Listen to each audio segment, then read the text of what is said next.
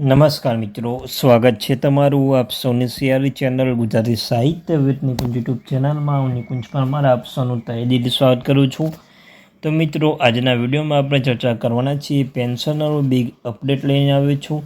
સરકારી પેન્શન માટે મોટા સમાચાર આવ્યા અને 25,000 રૂપિયાની છૂટ મળશે. મિત્રો, 60% પેન્શનની શાનદાર ભેટમાં મળશે. તેના વિશે વિસ્તૃતમાં ચર્ચા કરવાના છીએ.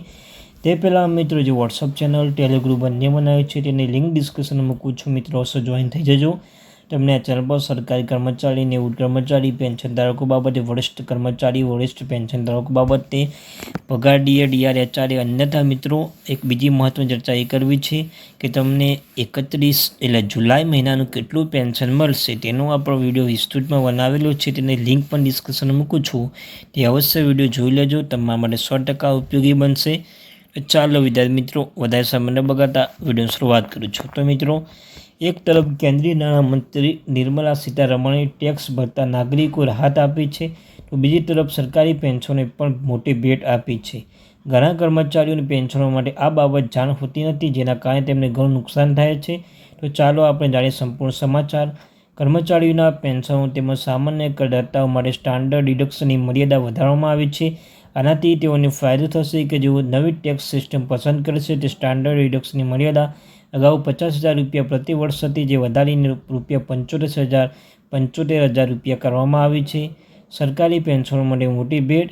બજેટ 2024 નાણામંત્રી વધુ એક મોટી જાહેરાત કરી, જેના વિશે કોઈ વાત નથી કરી રહ્યું. તો ચાલો તેના વિશે આપણે જાણીએ કે વાસ્તવમાં જાહેરાત સરકારી પેન્શન માટે કરવામાં આવી છે. બજેટ રજૂ કરતી વખતે નાણામંત્રી નિર્મલા સીતારમણે ફેમિલી પેન્શન પર ટેક્સ છૂટની મર્યાદા વધારી દીધી છે. ફેમિલી પેન્શન પરની છૂટ વાર્ષિક 15,000 રૂપિયાથી વધારીને 25,000 રૂપિયા કરવામાં આવી છે.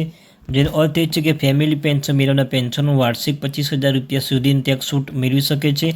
અગાઉ વાર્ષિક 15,000 સુધીની ટેક્સ છૂટ મળતી હતી, જેમાં હવે વધારો કરવામાં આવ્યો છે.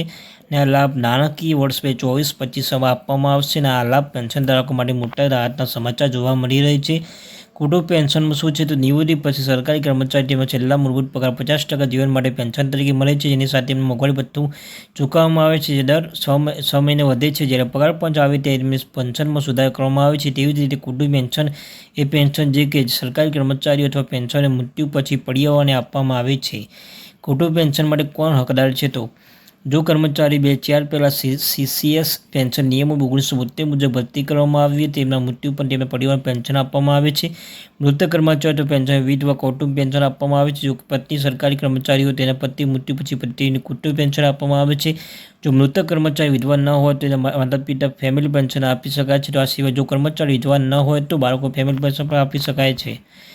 અને તેમને કેટલું ફેમિલી પેન્શન મળશે? તો મિત્રો, સીસીએસ પેન્શન નિયમો 1972 મુજબ હેઠળ હવે સીજીએસ પેન્શન નિયમો 2021ના બદલાઈ ગયું છે. સરકારી કર્મચારીઓ દ્વારા પેન્શનોને મૃત્યુ થવા પર તેના મૂળ પગાર 30% કુટુંબ પેન્શન તરીકે આપવામાં આવે છે.